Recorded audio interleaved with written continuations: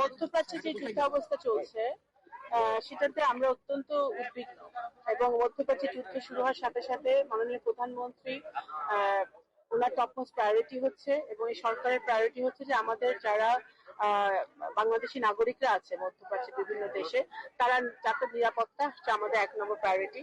আমরা আমাদের মিশনগুলো সেখানে সকল দেশে অত্যন্ত নিবিড়ভাবে পর্যবেক্ষণ করছে। ওনারা নাগরিকদের সাথে যোগাযোগ রাখছে, বাংলাদেশিদের সাথে, তারা যেন নিরাপদে থাকে, তারা যে সকল কর্মসংস্থানে তারা কাজে আছে তারা যেন নিরাপত্তার সাথে কাজ করতে পারে সেটা আমরা আমাদের মিশনগুলো দেখছি।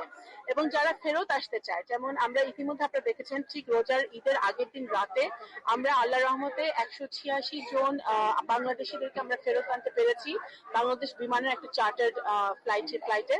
এবং সেখানে প্রবাসী কল্যাণ মন্ত্রণালয়ের খরচে এটা হয়েছে। প্রবাসী কল্যাণ মন্ত্রণালয়, পররাষ্ট্র মন্ত্রণালয় এবং সিভিল এভিয়েশন এবং IOM যে আমাদের আন্তর্জাতিক সংস্থা আছে, আন্তর্জাতিক সংস্থা IOM এর সম্পূর্ণ তত্ত্বাবধানে আমরা তাদেরকে ফেরত আনতে পেরেছি।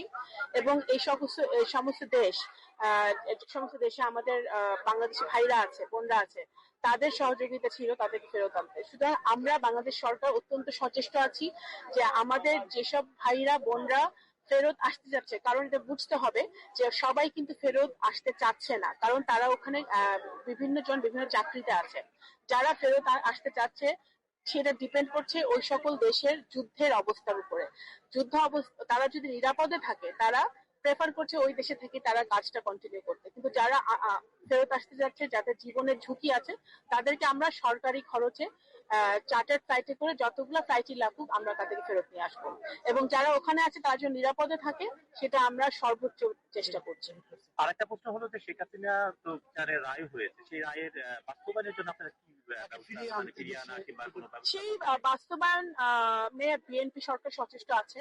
আমরা 17 বছরে যারা মানবাধিকার লঙ্ঘন করেছে, খুনের সাথে জড়িত, গুমের সাথে জড়িত, যাদের বাংলাদেশের আইনে যাদের বিচার হয়েছে, তারা শেখ হাসিনা সহ তারা যাতে এসে বাংলাদেশের মাটিতে তাদের যে সাজা হয়েছে সেই সাজা তারা যারা ফেরত আসতে পারে এবং এই বাংলাদেশের আইনে তাদের বিচার হয়, সেই লক্ষ্যে বিএনপি সরকার সচেষ্ট আছে, সেই কার্যক্রম চলছে।